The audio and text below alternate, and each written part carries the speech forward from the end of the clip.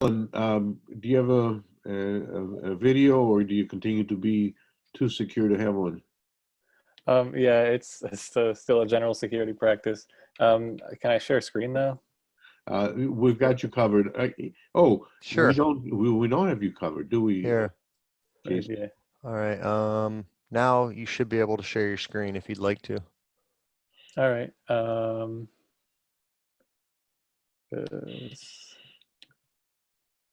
Callan, while you're doing that, let me just fill you in. Last night I couldn't sleep, so I got up. I fired the chief revenue officer because he wasn't doing no benefit for me.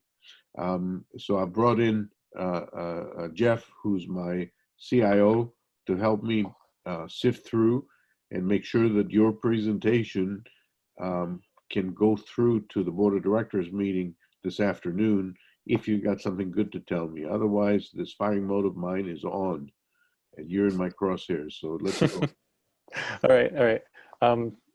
Yeah, it looks like I actually can't share my screen unless I restart Zoom. So Don't I'll do go that. without it. All right. Right. So the first question that you were asking me was how what our systems are as the clients see them. So we have the e-commerce system and the OpenEMR medical record systems. Those are the two primary systems that our clients see. The rest of our network, which includes DNS and email, is for us internally. So in terms of those two systems that are available to the clients, the OpenEMR electronic medical record hosting system is it's far more critical because that's hosting their critical data for our customers. So that's our priority in terms of keeping these systems up. So over the past 24 hours, we've experienced attacks on both of these systems. And in order to ensure that there's no data leakage, we've taken the medical record system offline until we can be completely sure that there's no risk of leaking sensitive data. So wait a minute. Are you telling me that the best route to security is to deny access to information from those who want it? That sounds wrong to me. Well, in the short term, that is the safest way. They always do have the option of calling in to manually receive the records, but until we can ensure that there's no insiders, well, there's no. How long are we talking about, Callan? How long have we been offline? We've been offline for about an hour now, and we'll hope to bring it up by the end of the day.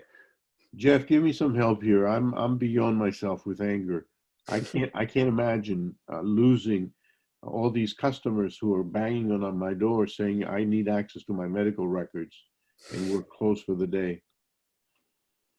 Yeah, Callan, you started out by saying you prioritize the EMR as the most critical service available to our clients or customers, and that's the one that is down. Give me an update on what is the current issue with the system. What have you discovered in terms of caused you to make the decision to take it offline?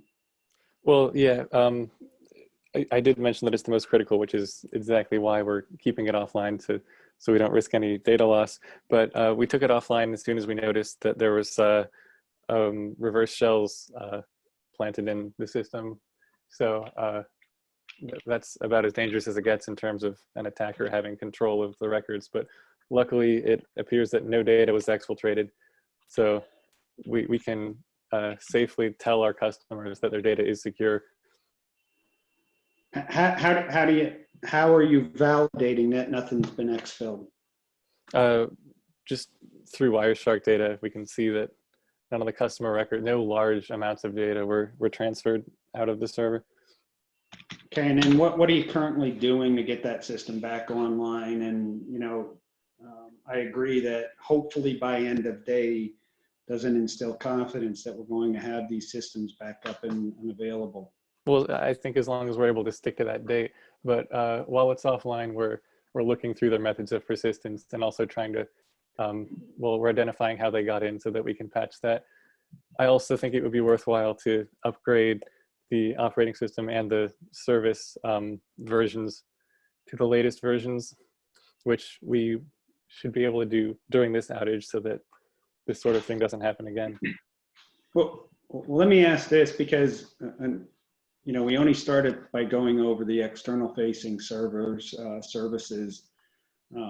I'm able to get in and myself take a quick look at the status of where we're at right now, and it didn't look too promising. So is my look accurate in when you're prioritizing across all of the systems and services that you need to get back and operational? How are you prioritizing your attention and the team's attention? So the first service that we would get back online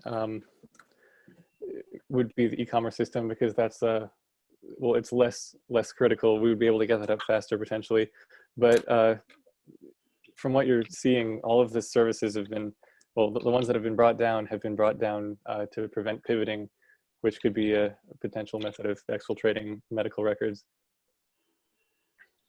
So you made it, I'm sorry, I need to verify this. You made the decision to take those systems offline to prevent any further exfiltration of data. Is that what I understood? Because those systems are for internal use, we thought that we could make that decision safely. Okay. Yeah, I'm kind of weirded out because yesterday I had Jay, when he was still my employee, screaming about the system for e-commerce being vital because we don't get any money if we don't have that up, and you said it's not critical. So well, it's less critical because you can always use the phone system. I don't know about the functionality of a phone system in trying to sell our complex systems, but I'll take that with a grain of salt, Callan. So listen, time is of the essence. So we got a few more minutes, a couple of minutes. As I told you, I'm walking into my board meeting this afternoon, and I need to tell them something.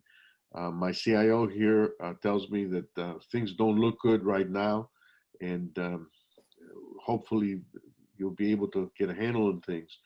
But bottom line, what is it that I can do to help you?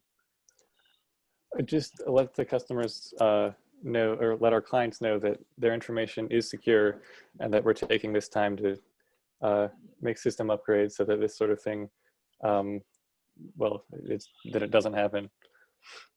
But you know, I don't want to be called a liar.